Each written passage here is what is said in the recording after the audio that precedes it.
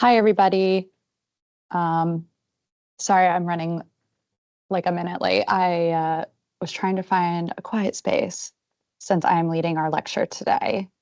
So just give me one sec to pull up my screen.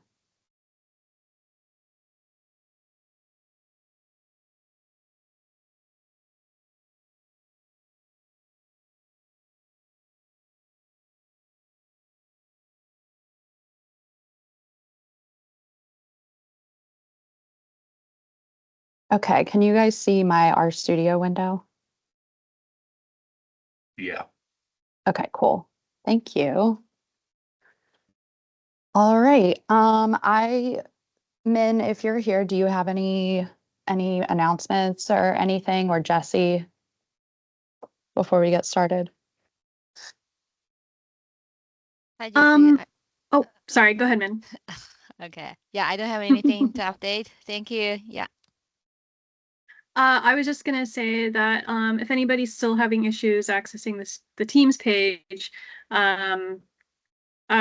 had we found a possible solution from Arizona's staff. They were having repeatedly having issues accessing, and they were able to work with their IT. And the solution was they needed to clear their cat. I hope I'm not pronouncing this wrong. Is Oh, it the cache? cache. Yeah, or cache. Okay, I've I heard it think it's pronounced called both ways. cache. Yeah, I don't know. Listen, I don't really know, to be honest, but okay, glad we Yeah, figured that out. and then that ended up resolving their access issue. So if anybody like gave up but never went to their IT, or maybe their IT wasn't helpful, that was something that worked for them. So maybe that will work for you. And just contact me afterwards if you would like more information about that. All right, that's all. Awesome. Thank you so much for getting that figured out. I'm glad folks were able to now have access. All right, so without further ado, I'll just get started. So this week or today's session, we're going to be talking about mostly date time, which is obviously super important, and how to work with dates and times in R. And then we'll also be learning about join tables, which will be helpful. So just following along with the week 3-2 on Min's GitHub page, the first thing we're going to do is load the Lubridate package, and that will help with working with dates. So I will run the training and tried my best to add notes since y'all gave feedback that you liked that the most. So I'll just do that if nobody has any issues with that. So I like write out in comments or notes, whatever you want to call this, like what I'm doing every step because I forget. So load package. Oh, so if you haven't already, so first you're going to have to install the Lubridate package because you've never installed it before. So just to kind of clarify the install packages versus library, if you're still like not sure how that works, you have to install a package if you've never used it before, or if it's like your first time opening R, or if you like got a new version of R, but not every single time you open R. So I guess I'll run this even though I've already installed it, but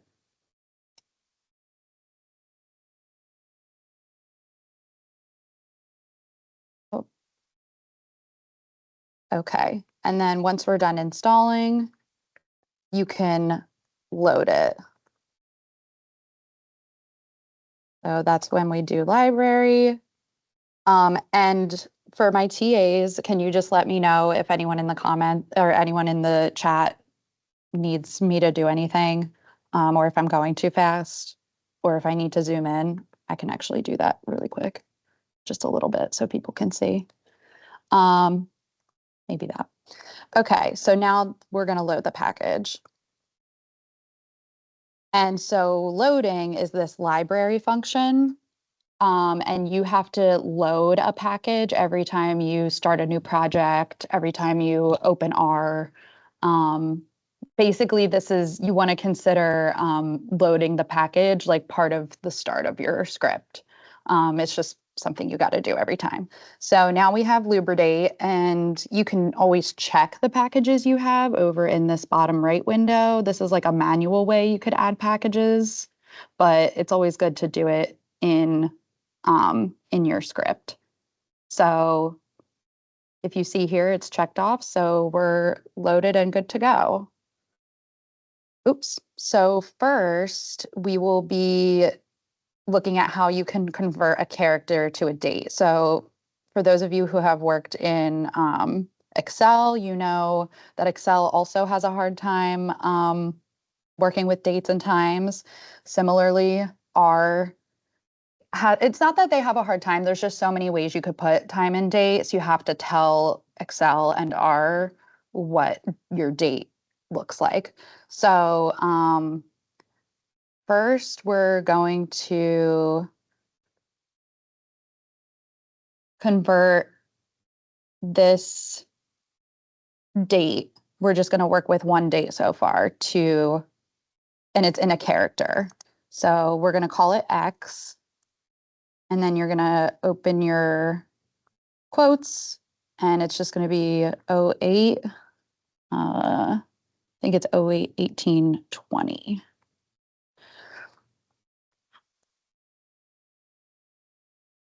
So go ahead and run that. So now we have an object. X is date, but you see that it's in quotes, so that means it's actually a character. So the way we can convert, and if you have a variable that's all dates, R will usually read it in as a character. So then you have to tell it, no, this is actually a date. So this would be a way you could do this to an entire column of date data, basically. So we're going to call this X date. And then we're going to do this function called MDY, and that's coming from the Lubridate package. Looks like month, day, year. And then we'll just run that function for our object X. And then you'll see here X date pops up as a date in UTC. I'll just add notes really quick. Changes date from character to month. So the MDY is what the date is you're using this function because that's the way the date is currently in. It's in month, day, year. So since it's in month, day, year in the character form, that's the function you want to use.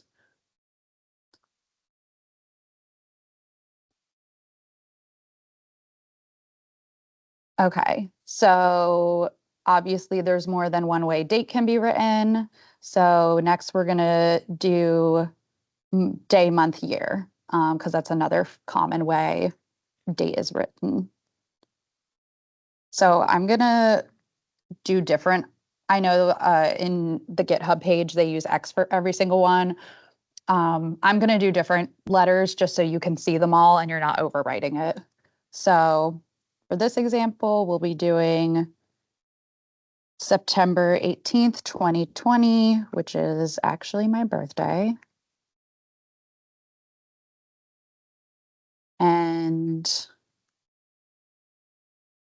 we run that in our console, and that's what Y looks like. And then again, we're going to do the same thing called Y date, except this time the function is not MDY because our date is in day, month, year. So we'll do day, month, year.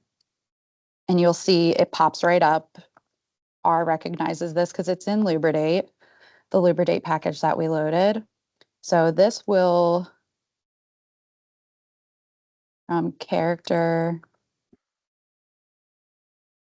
to character in, day, month, year to date. Because when we run this line, again, we get the correct UTC date. Okay, so we're going to kind of noticing a little bit of a pattern here.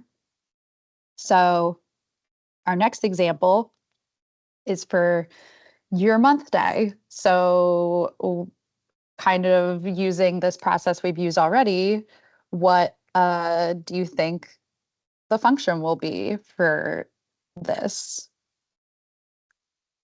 Were you thinking YMD? Because then you would be correct. So I'll just do the same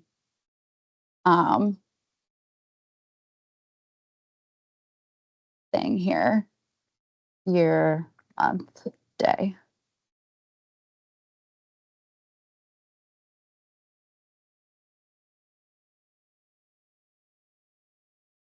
Oh, that's for the next one.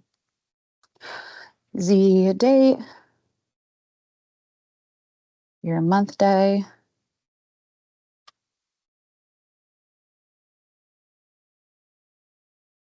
And then we'll run this. Oh, didn't run my Z first. Okay, here we go. And same thing. So Lubridate has all these different functions that kind of are able to convert year, month, and day and all these various ways that you can write the date. And similarly, they have a bunch for date and time, just time, date time combined. So that's what we're going to do next. So if you have year, month, day, hours, minutes, the functions still are pretty similar. So for this example, we used August 24th. And it was in this year, month, day way in the example at 8:35 a.m. So that's our date time. And then same thing, we'll call this A date time. And we'll do year, month, day. And then you see actually there's a couple more functions that R suggests. So this is something nice about R that I like because it's impossible to remember all the names of all the functions you're ever going to need. So the fact that these pop up is pretty helpful. So you can always just like click on it or hit like, arrow down and hit enter, but we're doing year, month, day underscore HM for hours, minutes. So we'll run this for A and it gives us a date time in UTC. And you can do this if you have a variable that has seconds as well, a date time variable that has seconds. So we're going to do the same thing, except add the seconds. So we'll do 2020, 08, 24, 8:35, 22 a.m. And then we'll do our E date time, year, month, day, hours, minutes, seconds. So the way they named these functions is really nice because you can kind of assume what the function will be. And also I wanted to add, I know we talked maybe last week about these cheat sheets for R for a lot of these packages and functions. I have put a Lubridate and a bunch of other cheat sheets in a folder on the Teams page. The folder's called R cheat sheets, I think. So that is the Lubridate one is really helpful. So I definitely suggest keeping that on hand since we probably all work with dates. So this will change. Jess, Oh, yes. I also put the link to it in the chat. Oh, perfect. Thank you. So if anybody wants the Lubridate cheat sheet right now, it's in the chat. Thank you. Yep, no problem. Good to know. Yeah, I've like printed those out and like hung them up at my cube. So do with them what you will. So, but they're super helpful. Change date, time, from character, year, month, day, hours, minutes, seconds to date time. Sometimes if I'm like writing the notes and I run out of room here and I don't want to like scroll over, you can just hit enter and just make sure you add another comment, another # so that R reads it as a note. Okay, so any questions so far? This was like pretty like introductory, but this is pretty much all of the functions for converting your date into a workable date time format that R will recognize. And within the function, again, like we've seen, if you do in your console, if you type ? and then the name of a function, so say you wanted to learn more about the MDY function and hit enter, in your bottom right window, the help tab will open up and it'll tell you about the function and kind of what it does, the different adjustments you can add in here. It'll explain what the different arguments within the function that you can change. Like you can tell it what time zone you want, because otherwise it'll default to the UTC time. So you can tell it what time zone you're in. And yeah, examples even. So I use this a lot when, especially if I'm using a function I haven't used in a long time or I forget, you could always do this, or you could just open the help window and search, but the question And Jess, mark. there is, sorry, I didn't mean to Yes, cut you okay. off. No, please, please do. There is a question in the chat from Malcolm. We have a challenge with our monitoring data not changing with daylight savings time, which means for many months, the hour and potentially day around midnight is wrong. Does Lubridate help with that? I am not sure of a specific function within Lubridate that works with daylight savings time changes. So you're saying like for half of the year, I guess, like the date and time is slightly off because of daylight savings. Yeah, I think Ranil may have an answer to that one. He Okay. has his hand raised. Okay, yeah, go ahead. So exactly that last comment, you need to have it in PST. You basically have to force, well, whatever the standard time is, you have to force the time zone to be standard time. There's a TZ argument, which I believe you're going to get to. So that'll have to say, so for instance, for us here in California, the TZ will be set to PST 8, not PST 8 PDT. Because that, if you include the PDT, then it'll change according to whether daylight savings is in effect or not. But if you force it to like PST 8 or EST 5 or something like that, then it maintains that timestamp year round. And the problem Malcolm described won't happen. It'll just, all the air quality data is in standard time. Oh, okay. So say like, this is his date time. Yeah. And it needs to be in like MDY, say HM, I don't know. Yeah. Variable.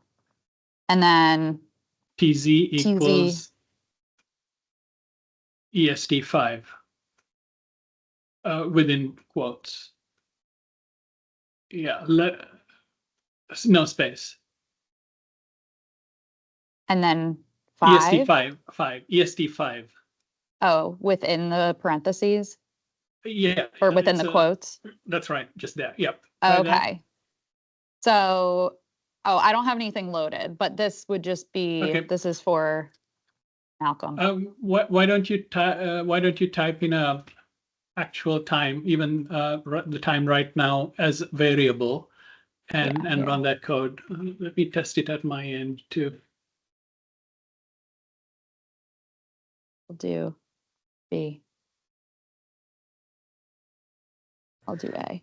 Just for the sake of discussion here too, I've used and I've seen it also before as what I put in the chat, that etc/GMT, then plus whatever your time zone is, so you can preserve that. Which is kind of what Renil is talking about there. I think it's just a different way of writing it. Oh. Thanks, Joe. Yes.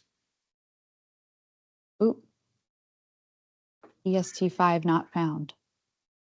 Yeah, so type it the way Joel mentioned there, and I Yeah. think that should get around it. Yeah, Joel, what was that? Sorry. It's in the chat if you want to copy and paste, but etc. etc/GMT plus 5. All in quotes. Yeah, but take out the T, GM. I'm sorry, Yeah, take out the C. Take out the C. GMT. Okay, sorry. I am like not looking at the chat. I'm only seeing my screen.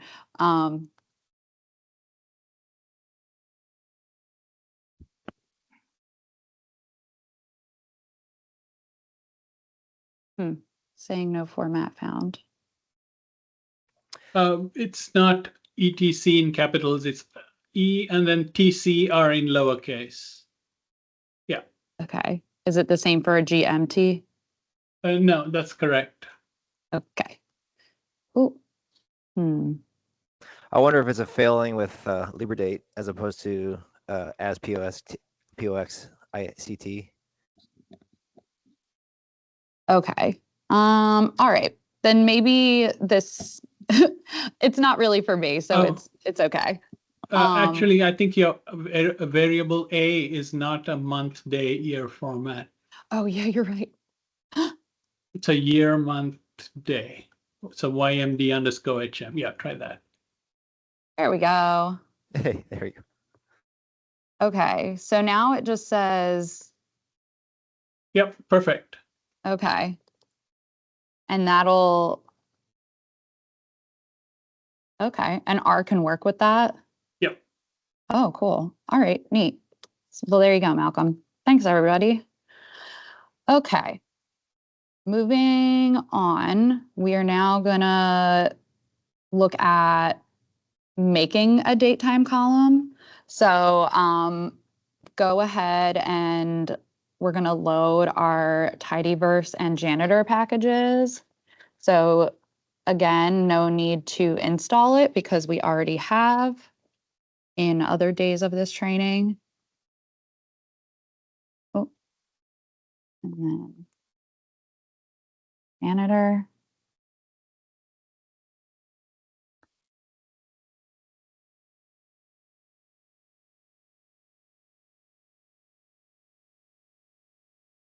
Okay. I like enter down a lot when I'm typing code just because I hate that it always like stops right here. So that's a me thing. You don't have to do that if that's not your thing. Okay. So first we're gonna be using that air quality data set that comes with that's built into R. So we're gonna call it AQ air quality. And then we're going to use our pipe operator because we're about to do a couple things to the air quality data. So first we're going to make a new column called year within this data set. So we're going to mutate because that's our function for creating a new column. And we're going to call it year. And that's going to equal 1973. And then our pipe operator again, because we're not done. And then we're going to do clean names, and then we're going to rename our solar variable. Names. And the reason nothing's in here in the parentheses, if that's something you're curious about, is because the data we're working with is up here, and because we're using the pipe operator, there's no need to add it in there. And then the last thing we're going to do is change use the function called rename. And we're going to call it solar.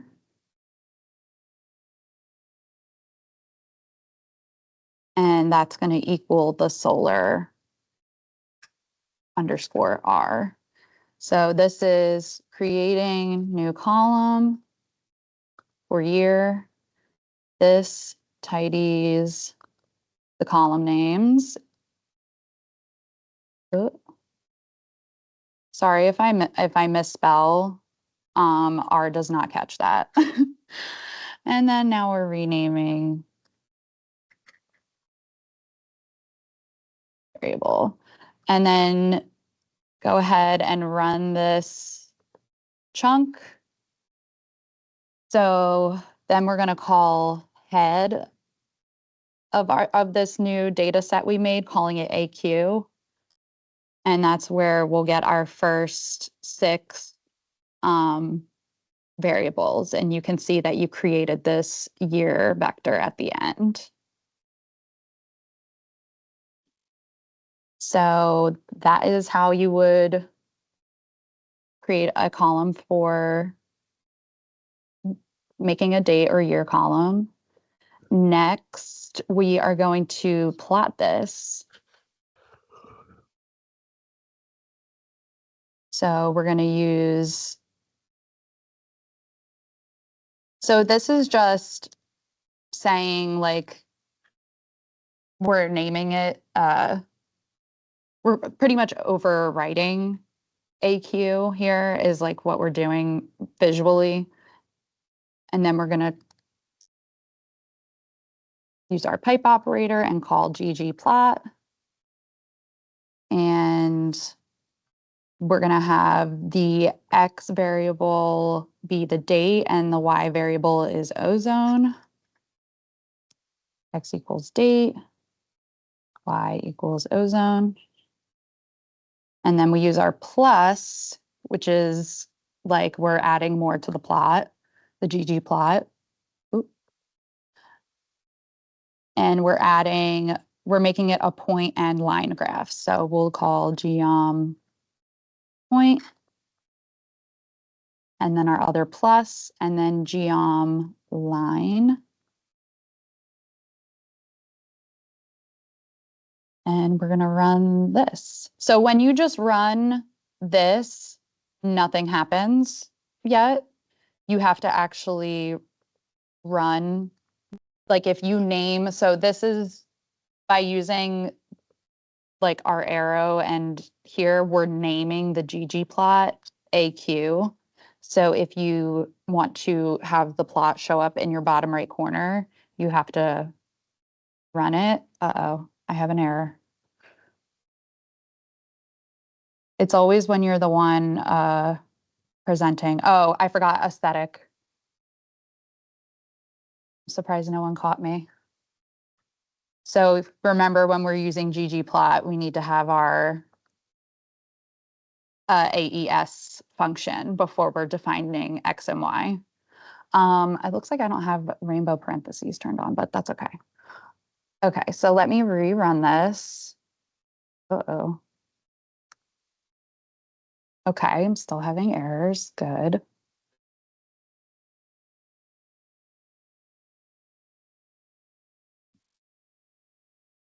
You had, Jess, you had that AQ. I don't think you need that. Let's see. How about make date? Do you have to define the make Yeah, date is the mutate? Oh, did I forget a step? Let me see. Okay.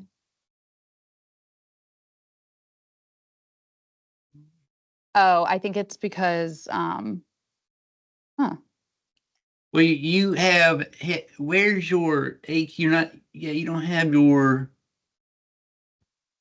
AQ mutate date equals make date year. Where's your mutate date? Didn't Oh. make the date column Make date, yet. year, month, and day. You don't have that. I see. Yeah. I missed the line. Sorry. Oh, no, it's okay. Okay, I knew I was missing Okay. I kind of combined these two. I don't know what I was doing. Okay. So sorry about that, y'all. I see what I did.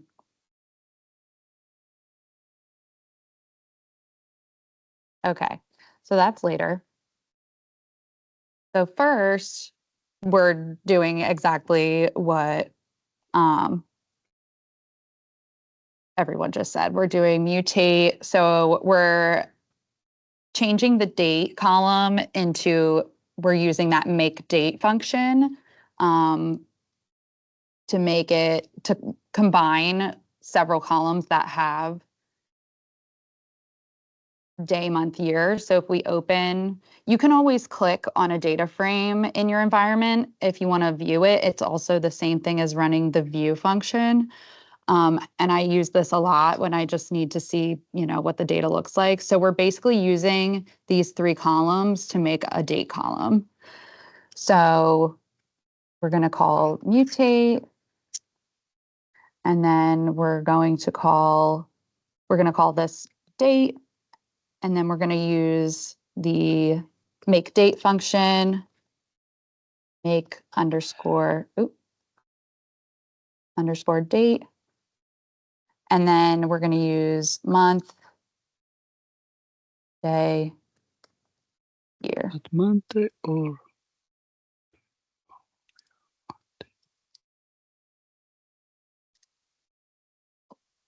And we're going to go ahead and run that.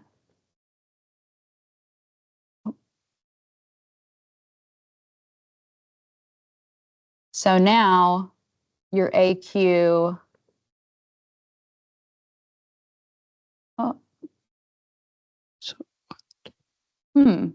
It's supposed to be year, month, day, I believe, Year. and you have Okay. day, month. Yeah, it's year, month, day in that in parentheses. Got it. Thank you, everybody. I clearly missed this line and now it's got me all jumbled. Okay. So now we can see the date column. And now, I usually don't name my ggplots personally, especially if I'm just testing things out and I want to see what it looks like. But if you already have this written out from when I did it a couple minutes ago, you should just have AQ and then our pipe operator down to, and then our ggplot stuff. So if you run that, your graph should look like this. And if you ever want to save graphs that you make in R, you could always, you click this export button and that's how you can save them.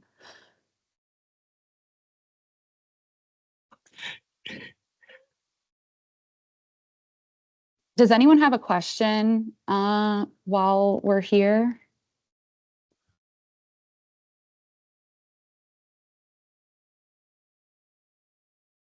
Because we're about to move on to section 1.4. This, so far, to me at least, feels like pretty, understandable as we kind of all talk through it, but please cut me off if you have questions. So now we're going to, Hey, Jess. yes. A few of us, including myself, are getting an error message. Somebody just put a screenshot of it in the chat. If you want to take a look, it looks like we're having issues with the mutate function. So, Okay, let me find this. Okay.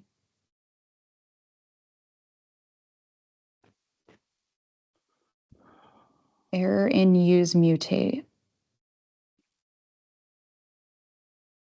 Oh, there looks like there's a plus, whoever, Melody, it looks like you have a plus sign after your pipe operator.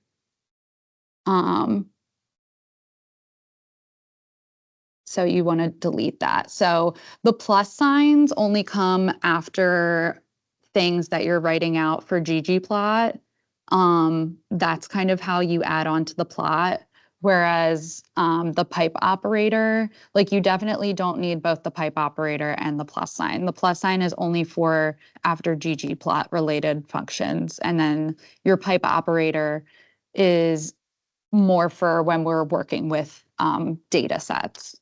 So I know I got a little, I messed everyone up a little bit when I moved this down, but right now, this is what this column should, or this is what this line should, these two lines should look like. Are you guys still getting errors, or just because usually in my experience, most of the time it's like a small mistype. You know, like you added something that you shouldn't have, or you forgot something you needed to add. So just, you kind of got to look, and eventually your eyes like sometimes miss stuff like this, but yeah, it's kind of like you got to look and see where you messed up. But were folks able to fix their mutate issue, Jesse? I was not. I don't know how others are doing. I didn't have a plus sign in mine to begin with. So I'm not Okay. sure what's going on, but Okay.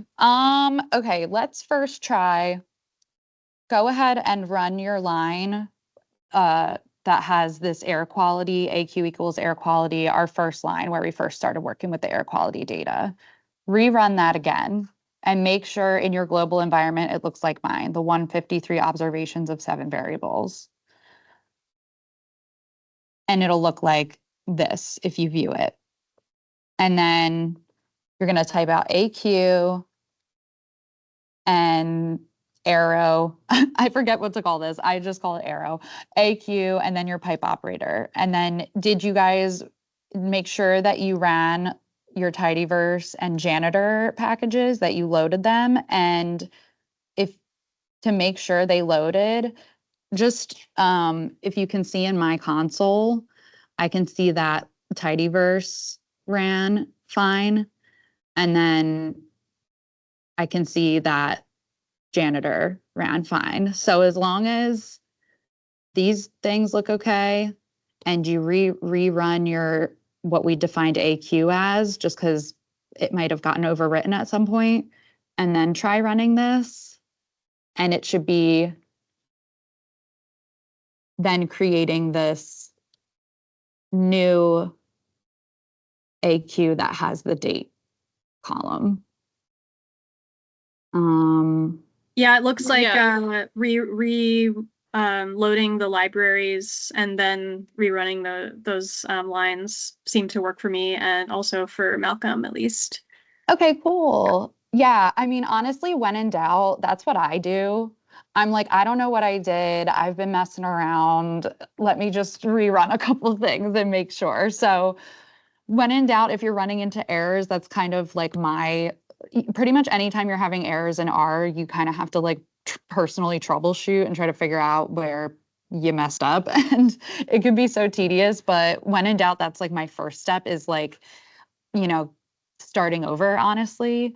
So just a tip really quick, if you ever want to start over, but you've got all this junk in here in your global environment, if you click this broomstick, it clears all the objects from your workspace. I'm not going to do it right now. Actually, I can, including hidden objects, sure. So I'm just going to run my AQ again. And same thing with this broomstick if you want to clear all your plots. And then I'll run this again. So yeah, glad that worked. But yeah, when in doubt, go back and rerun the last couple lines, because that seems to be something that works usually for me.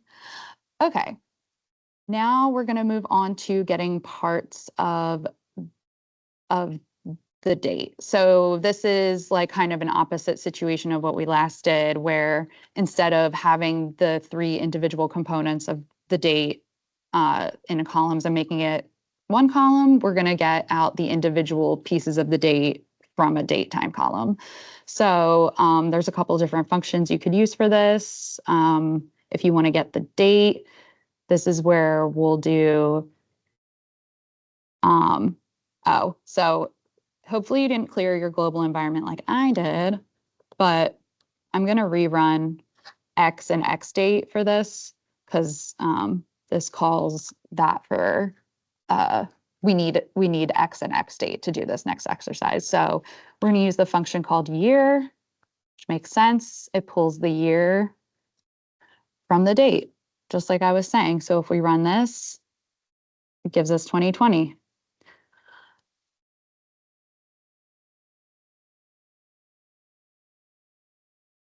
The next thing is month. And that's how we get the month. And then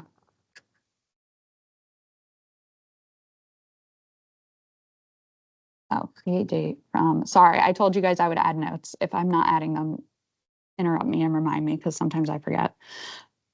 Create date from.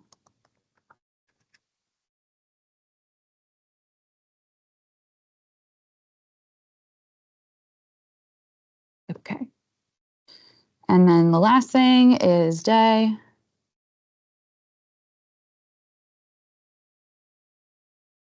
And that gives us the day of the month. So if you need the day of the week, you would do day. Oh, sorry, I hit paste. X date. And then we would add an argument where we're adding a label. So you would say label equals T, or you can write out the word true. Either works.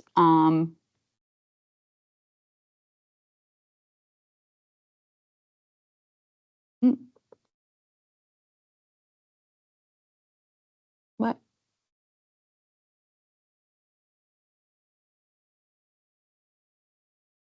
Oh, wait.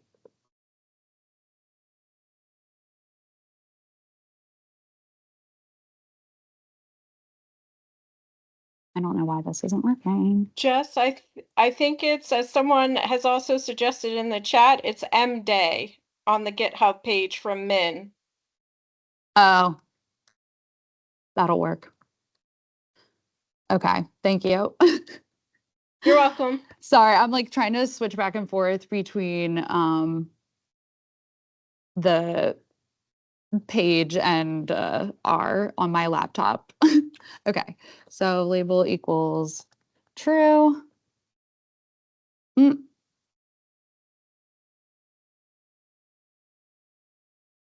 I like spelling label wrong? I feel like I'm being gaslit by R right now.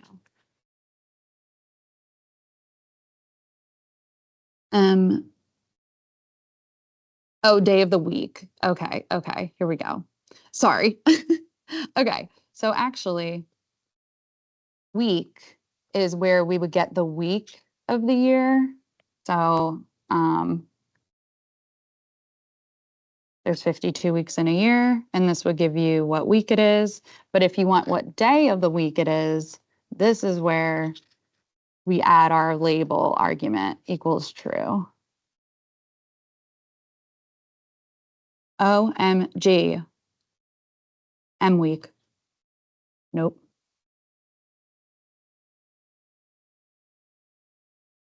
W day. Sorry. Yes, it's gonna be W day. Sorry, I'm going back and forth. W day.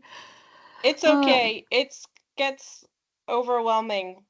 Yeah, I tried to set up another computer to have that page open, and because I'm just on my laptop in like a conference room, and of course the other computer doesn't work. So sorry, everybody, I'm doing my best. Equals true. Here we go. So this day of the week, this date, if you remember, 8/18/2020, the day of the week it is Tuesday. Day of the week. Okay. Thanks for bearing with me, y'all. Okay, so now we're at our last little bit where we're doing join tables. So this is good for if you're looking at the GitHub page, when we want to combine two tables, and I like the way Min wrote it out. We're combining them like it's a zipper, and we use the a function called left join, because the entire table on the left side stays put, and then the other table comes in on the right and they kind of zip together like two sides of a jacket. So we're going to use a couple of data sets that are in this called band members and band instruments. Join tables. So band underscore members. And then we have band underscore instruments. Okay, so some of them are similar names. So we're going to use the join tables function to zipper together these two. So whichever one you call first whichever table you call first is the one that's going to stay put. So we'll do band members and then use our pipe operator, and then left underscore join. And the layout for doing this is you name the second table that you're pulling in and which column you're joining these by. So we'll do band underscore instruments. And then to say what column they're combining by, you say by equals, and then the name of the column, which is name. So when we do that, we see that it combines the two tables, but not all people are listed here.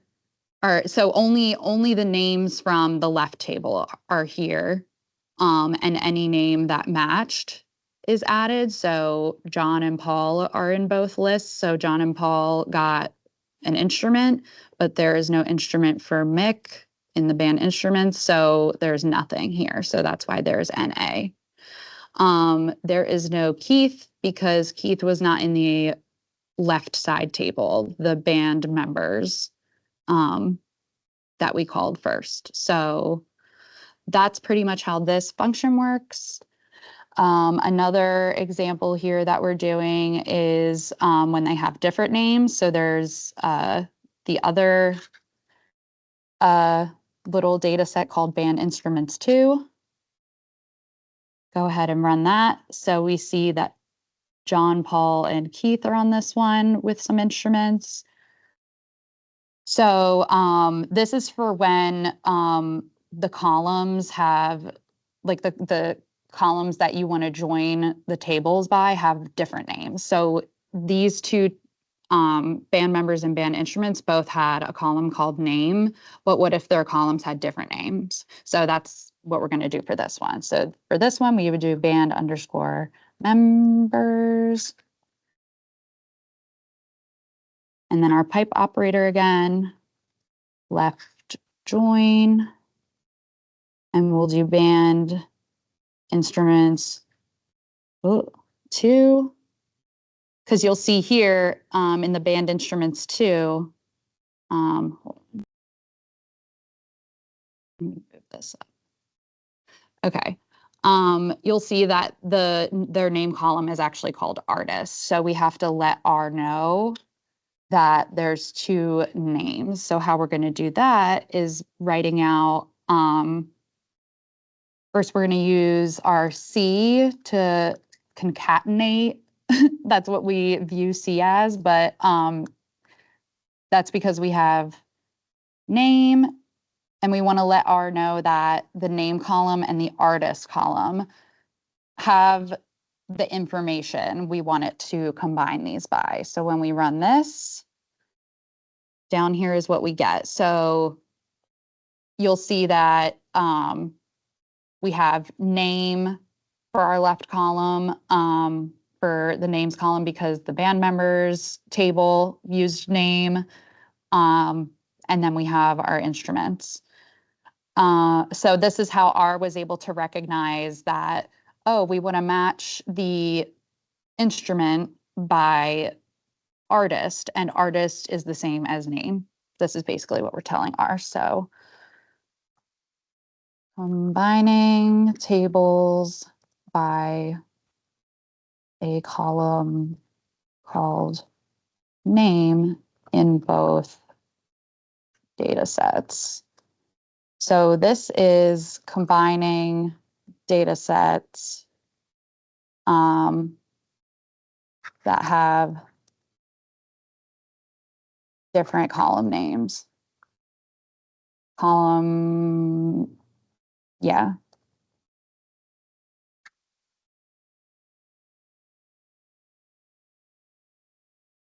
I want to write this out better.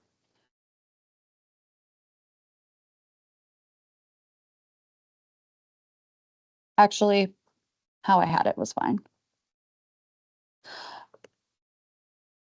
Okay.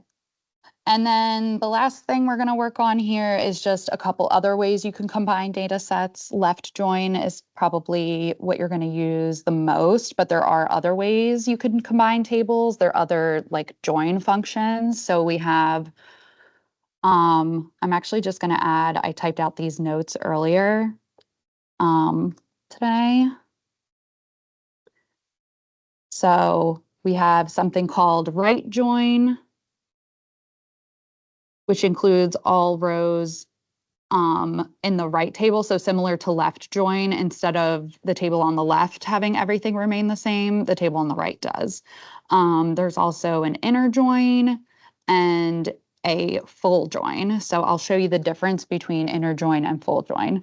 So using these same data sets, we're going to do using the same kind of example we used earlier. So band members, inner, join, and instruments by name. And again, we don't need to say artist because these are the two data sets that have the same column name for names. So inner join only, so I guess I should say only includes all rows that are in both tables. So you'll see that because Mick and Keith are not in both data sets, that's why we were only returned John and Paul, because Mick and Keith did not have all the variables. So that's how you would do inner join. Full join is almost kind of the opposite, if you want to think of it that way, where it'll include everything, even if it's missing data for some of the variables. So band instruments by equals name. And again, when we run this, so now this has all the names from both data sets. Even though Keith doesn't have a band and even though Mick doesn't have an instrument, all of them are there. And that is actually it for today.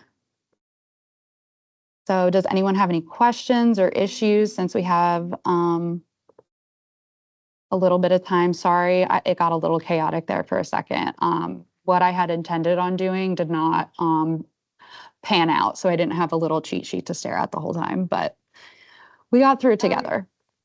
Jess, would you mind explaining, I think people are a little confused about the example data sets that are already preloaded in R, and that's where you're drawing like band members and band instruments, for examples, or empty cars.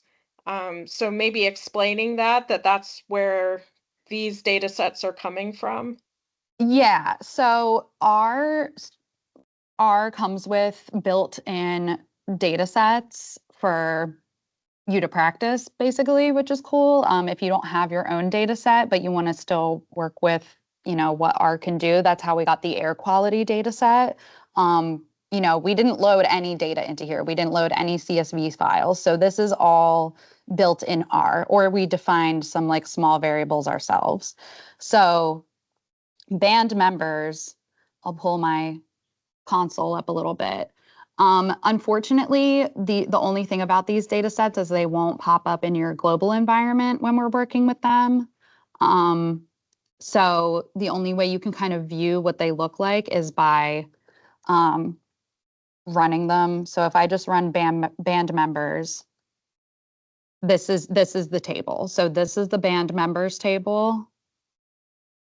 It's just one column called that has name and one column that has band, and then the band instruments data set. Oh, look, it even shows you here.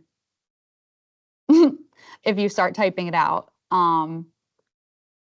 what it looks like. So unfortunately, yeah, they don't pop up in here unless you like, if you were to give them a new name, I guess. If you do, Jess, if you do question mark band members or something, Oh, okay. you can like learn about it, and it's like in the Oh, kind of like a yeah, and so it'll explain like what it is basically.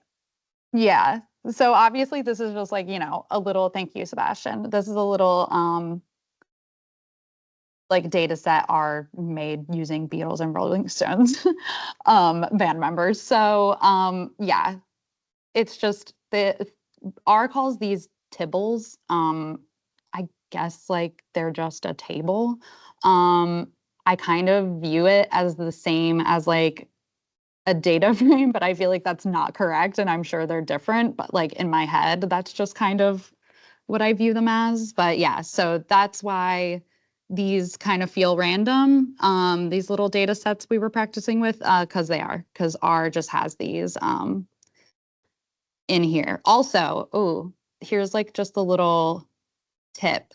So I don't know if you guys noticed, like when I broke apart some of the sections, I used a bunch of the pound signs. R will recognize these as like sections. So if you start writing a lot of code and it's getting really long, your script is getting really long, we're on like line 100, you can actually minimize these. I have one here too. You just need a lot and then R will recognize it. Just a friendly tip for making your workflow a little more organized. Does that answer everyone's question about the band members and band instruments data sets?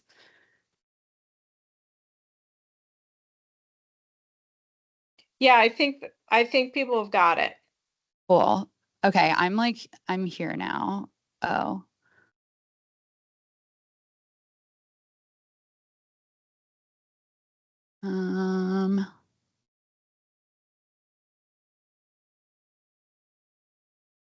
Okay.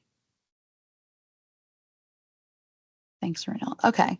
All right. Yeah, I'm sorry. I'm like reading through the chat now that I'm like done staring at my screen. Just to see how you guys are doing, because I'm usually the one hanging out in the chat. All this band data. Yes, the band data just comes with R.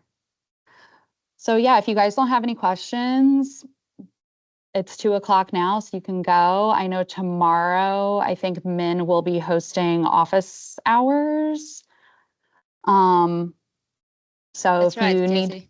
yeah, so if you need any help, please tune in to that tomorrow if you're looking for help or have questions. And there's also exercises that you guys can use to practice. I think including another data set that's built into R. Yeah. Thanks, everybody. Have a good weekend. Thank you, Jessie. Thank you, everyone. Thank you, you too. Thank you. Yeah, thank you. Thank you.